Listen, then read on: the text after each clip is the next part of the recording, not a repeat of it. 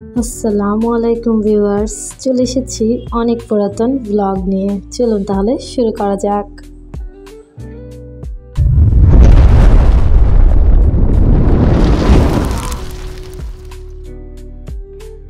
এবারও যায় ভাই আমাকে দাওয়াত করেছিল ইফতার করতে যাওয়ার জন্য।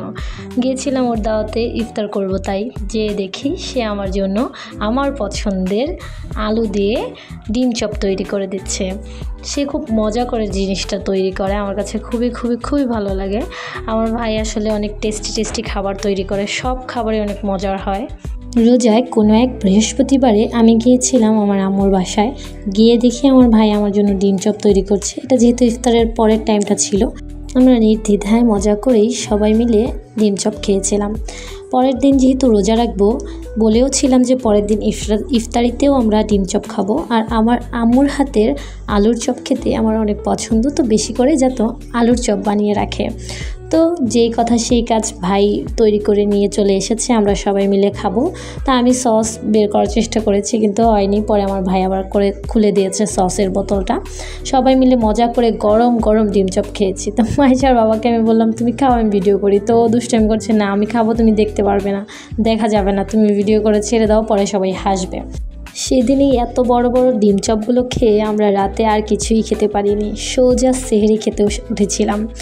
তারপরের দিন ইফতারি খেতে বসেছি, কারণ সারাদিনে আর তেমন কোনো গুরুত্বপূর্ণ কাজ করিনি, তো এই ব্লগগুলোও নেইনি।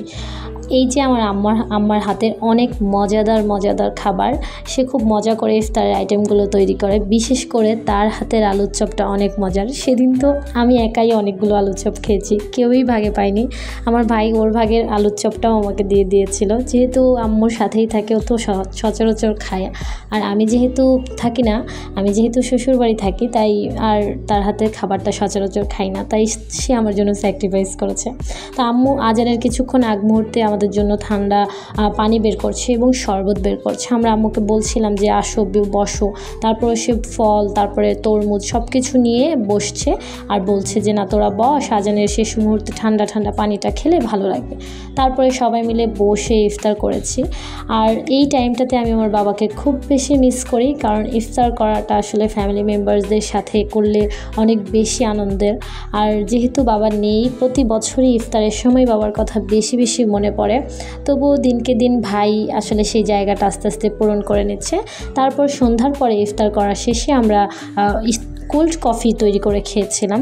এখানে শালা আর দুলাভাই মিলে কোল্ড কফি তৈরি করে খাওয়াচ্ছে, আমাদের সবাইকে ট্রিট দিচ্ছে।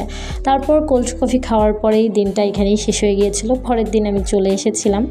আপনারা খাবেন বাসায় কোল্ড কফি তৈরি করে।